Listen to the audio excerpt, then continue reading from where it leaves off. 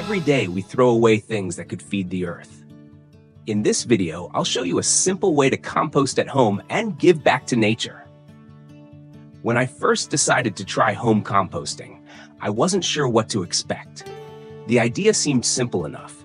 Take kitchen scraps, yard waste, and transform them into rich, earthy compost for my garden. But I was also a little skeptical. Would it smell? Would it attract pests? Would I really stick with it for a whole month? With curiosity and a bit of apprehension, I began my 30-day composting experiment. The journey started with a bit of research.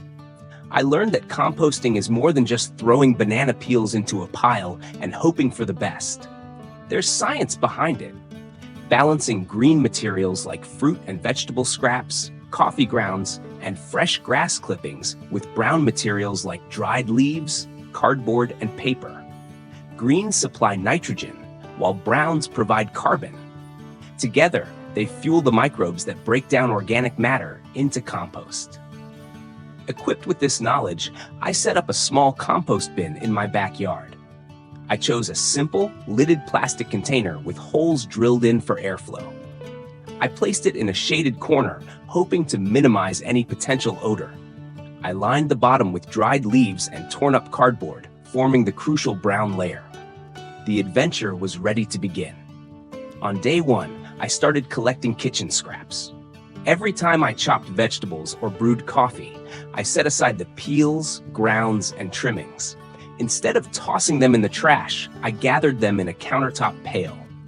At first, the process felt novel, almost satisfying. I was no longer sending organic waste to the landfill. Instead, I was giving it a new purpose.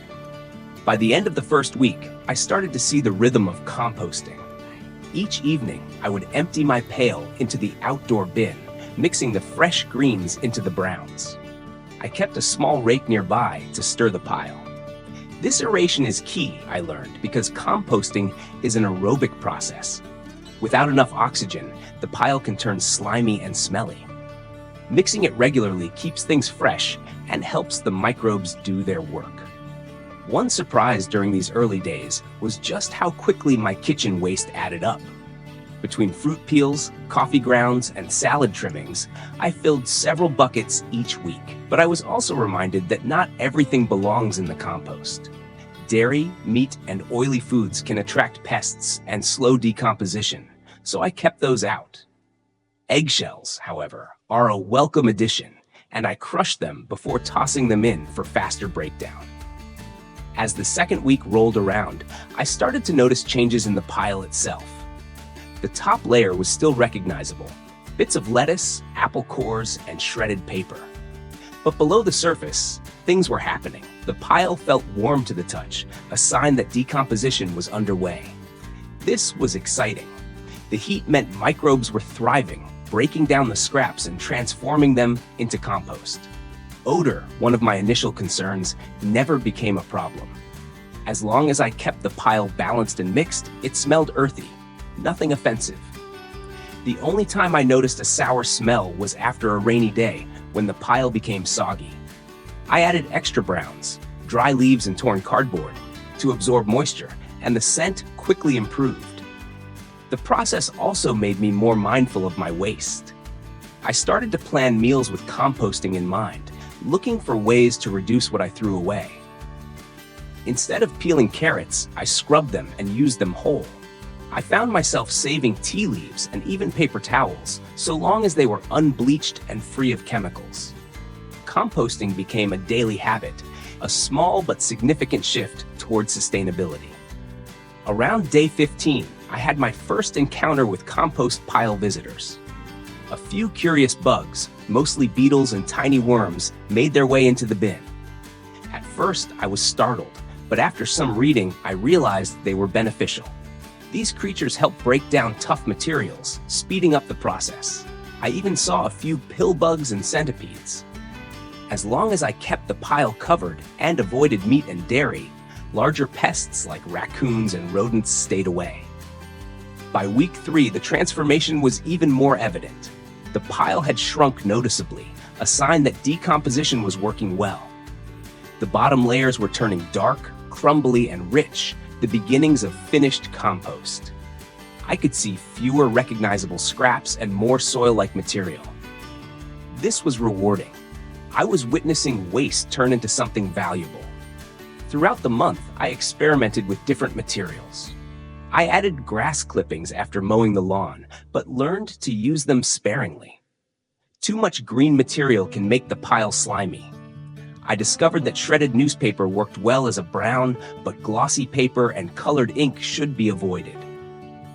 I even tried composting some wilted flowers from a bouquet, watching them break down alongside kitchen scraps.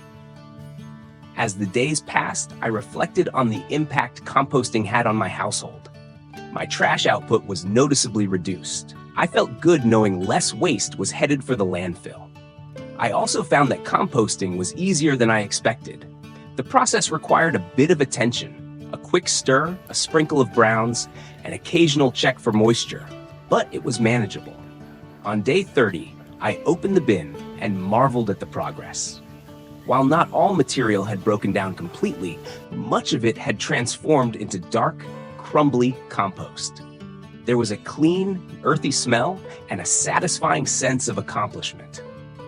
I scooped out a handful and sprinkled it around my garden beds, knowing the nutrients would help my plants thrive. Looking back on the experiment, I realized that home composting is more than just a way to recycle food scraps. It's a practice that connects you to the cycles of nature, turning waste into life. It's a simple act that makes a meaningful difference, not just for the environment, but for your own habits and awareness. If you're thinking about trying composting yourself, here are a few tips from my experience. Start small. You don't need fancy equipment, just a bin with good airflow and a spot in your yard or balcony. Learn the basics of greens and browns and aim for a balanced mix. Keep meat, dairy, and oily foods out. Stir the pile regularly and watch for signs of progress. Be patient. Composting takes time, but the results are worth it. Composting isn't perfect. There will be mistakes and surprises along the way. Sometimes the pile gets too wet or too dry. Sometimes you'll find bugs you didn't expect, but these are all part of the learning process. Over time, you'll find a rhythm and discover what works best for your household. For me, the biggest takeaway from 30 days of home composting is that small changes matter. By diverting kitchen waste from the trash, I reduced my environmental footprint and created something beneficial for my garden. I also gained a deeper appreciation for the resources we use every day. So if you're curious about composting, give it a try. Start with what you have, learn as you go, and enjoy watching waste become something wonderful. In a world where sustainability can sometimes feel overwhelming, home composting is a simple, effective step anyone can take. And after 30 days, I can confidently say, it's a habit worth keeping. Small changes create big impact. Composting is the first step. Hit subscribe and let's grow a greener world together.